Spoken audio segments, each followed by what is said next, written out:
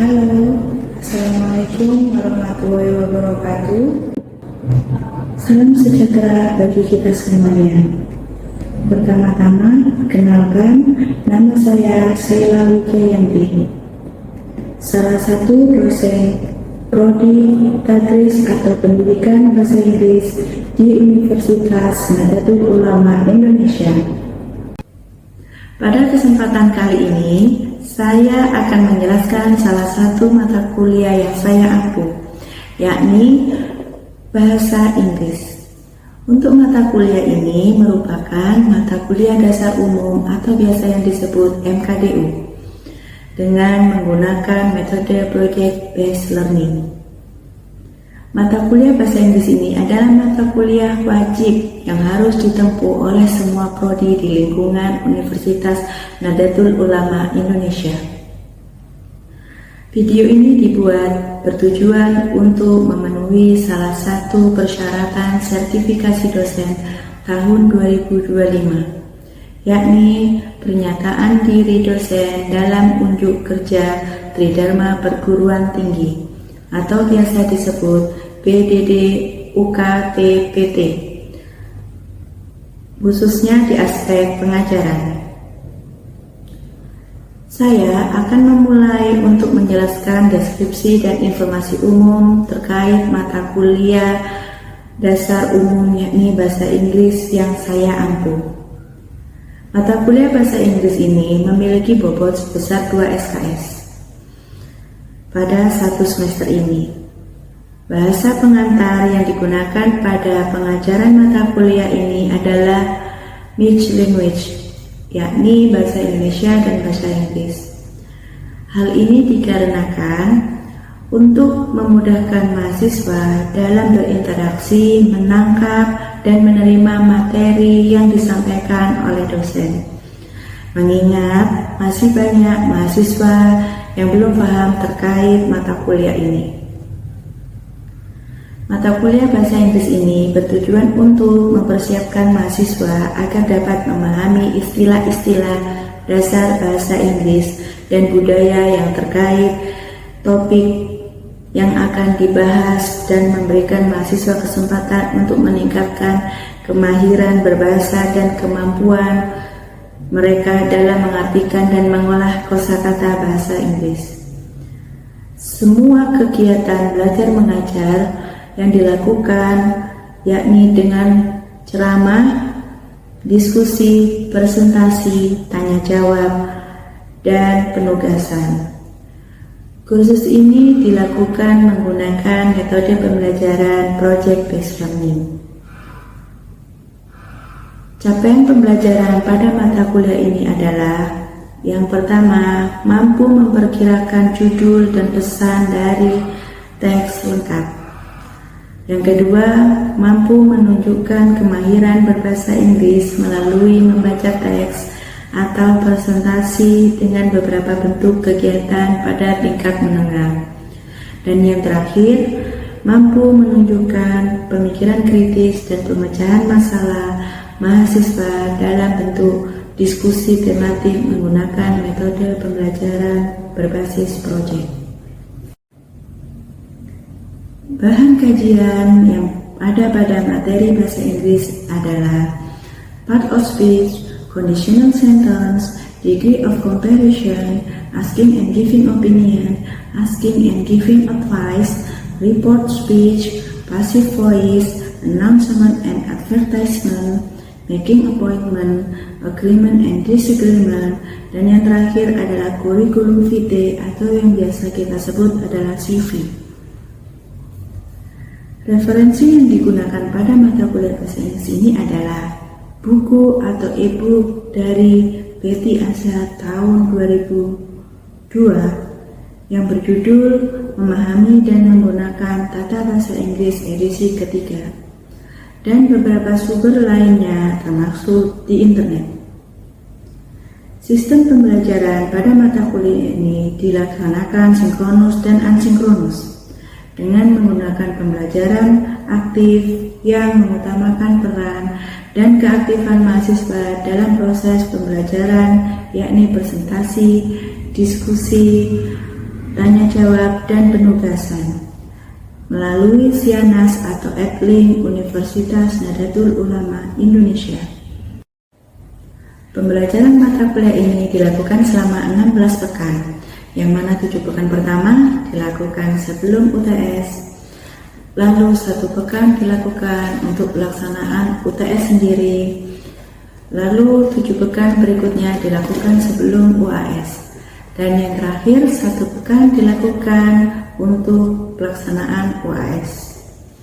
Bentuk perkuliahan sinkronus dilakukan secara tatap muka di ruang kelas atau melalui tools seperti Gmeet, Zoom Meeting, ataupun aplikasi lainnya. Sedangkan perkuliahan asinkronus dilakukan secara WhatsApp Group atau forum diskusi Sianas Universitas Nahdlatul Ulama Indonesia maupun di Edlink untuk memfasilitasi mahasiswa dalam berdiskusi maupun penugasan individu dan kelompok. Evaluasi atau aspek penilaian pada mata kuliah ini dilihat dalam beberapa aspek. Yang pertama, aspek kehadiran, yang mana bobotnya adalah 10%, lalu presentasi, bobotnya adalah 20%, lalu tugas bobotnya 20%, UTS bobotnya juga 20%, dan yang terakhir adalah UAS bobotnya 30%. Oke, selamat menyaksikan. Halo, Assalamualaikum warahmatullahi wabarakatuh. Waalaikumsalam warahmatullahi wabarakatuh. Good morning everybody. Good morning, Miss. How are you today? Fine. Okay, good. Who is absent today? No one, Miss. No one. Good. I hope you are all in good today. Before start our lesson, please say basmalah first. Bismillahirrahmanirrahim.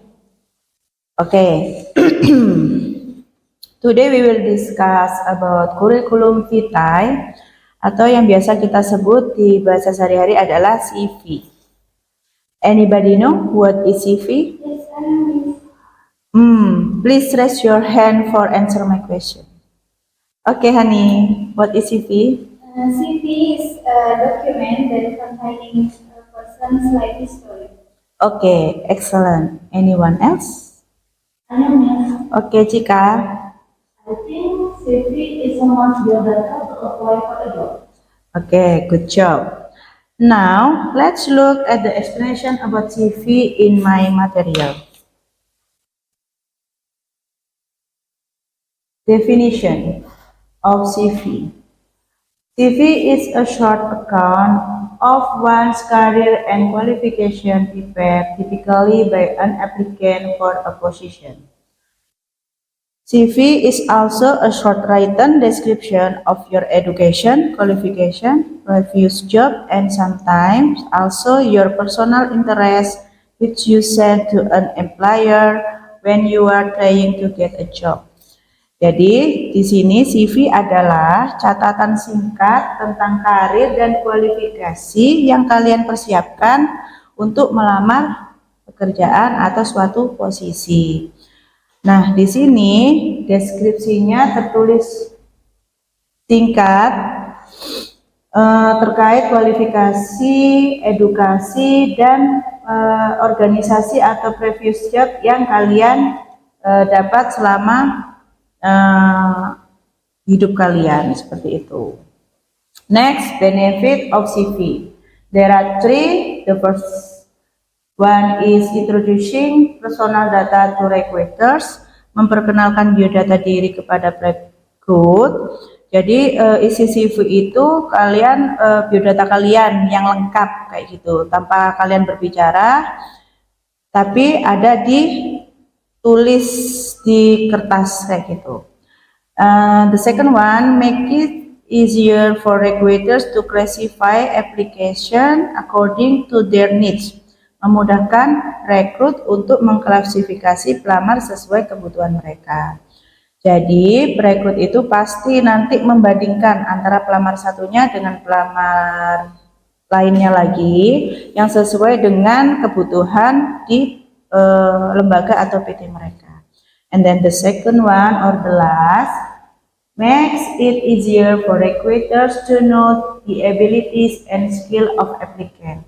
Memudahkan perekrut untuk mengetahui kemampuan dan keterampilan pelamar. Jadi di sini kelebihan dan kekurangan kalian itu pasti ketahuan sama perekrut kayak gitu. Jadi harap dicantumkan secara hati-hati dan secara jujur seperti itu. Next, structure of CV. There are three. The first one, basic information that includes biodata and formal photo. Biodata terdiri dari name, tempat tanggal lahir, alamat, gitu ya. Hobi optional, terus tinggi badan dan berat badan optional.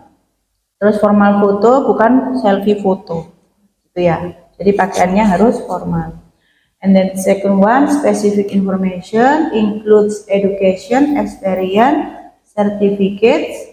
Education itu jenjang pendidikan kalian, biasanya dicantumin dari SD, SMP, SMA, S1 gitu ya. Nah, di situ kalian itu wajib mencantumkan lembaga, tahun angkatan, dan NIM kalian atau nilai terakhir kalian itu dicantumkan. Boleh juga dicantumkan logo. Nanti ada contohnya ya di belakang. And then the second one, experience. Experience boleh about organisasi atau jobs.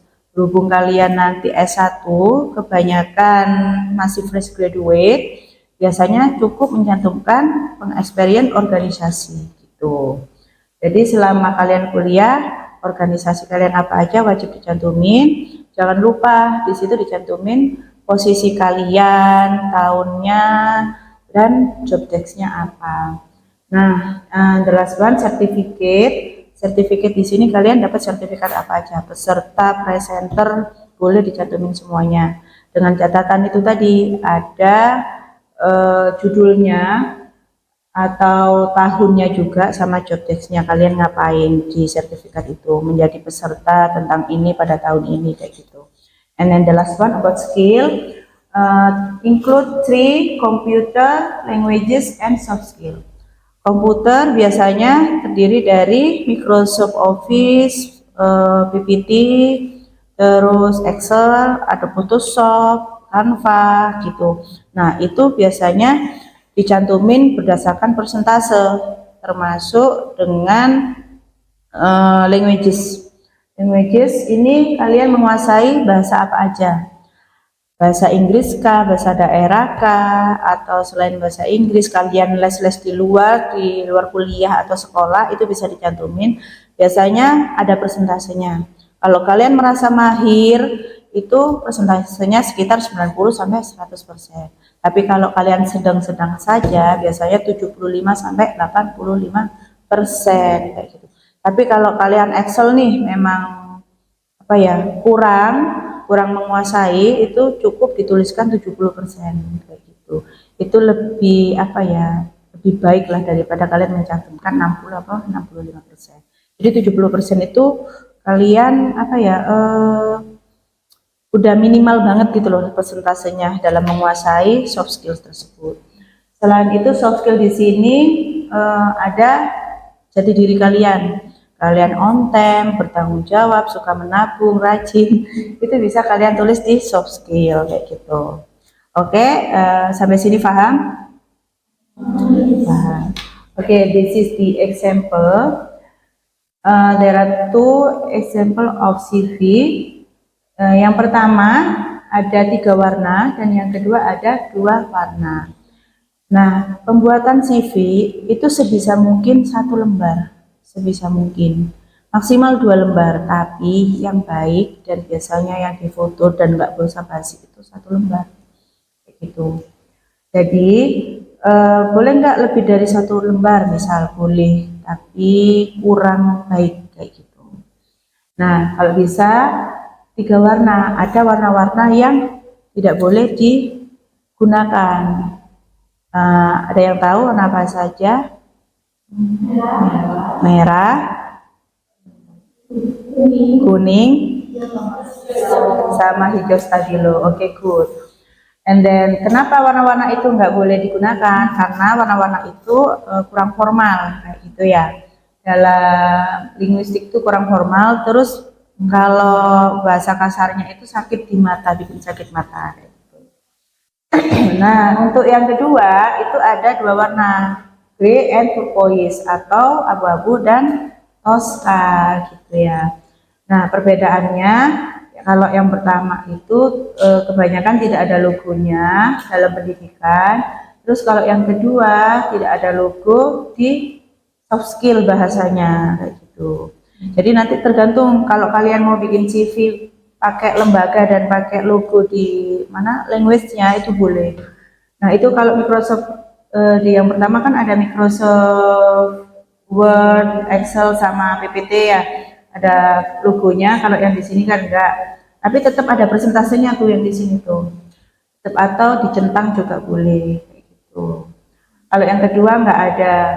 Terus selain itu, kita seandainya kita ngekos atau apa ya, ngontrak, itu kita bisa menuliskan domisili. Ada alamat, ada domisili. Alamat dan domisili itu beda, kecuali kalian masih di tempat yang sama. Misal nih, kalian kuliah, alamat kalian di kampung, tapi kalian tinggalnya juga di kampung, berarti tetap itu yang ditulis. Domisilinya berarti alamatnya sama dengan alamat, kayak gitu. Nah, sedangkan kalau kalian tinggalnya udah beda, nggak sesuai dengan alamat, barulah domisili itu adalah tempat kos atau kontrak kalian. Misal kalian nginep di rumahnya Bude selama kuliah, ya berarti rumahnya Bude kalian yang dicantumin. Setelah itu jangan lupa kontaknya dicantumin, email dan HP, nomor HP itu wajib dicantumin. Jadi seandainya nanti kalian pas dipanggil itu memenuhi persyaratan, pasti nanti dikontaknya lewat situ. Misal nih kalian cuma HP doang gitu, takutnya HP kalian hilang, belum sempat ngurus, akhirnya mereka bisa kontak ke email. Kadang kan anak zaman sekarang kayak email mungkin perkiraannya nggak terlalu penting gitu ya. Jadi asal bikin emailnya, makanya bikin email kalau bisa namanya yang pasti-pasti aja gitu ya. Jadi nanti itu bisa juga jadi penilaian nih.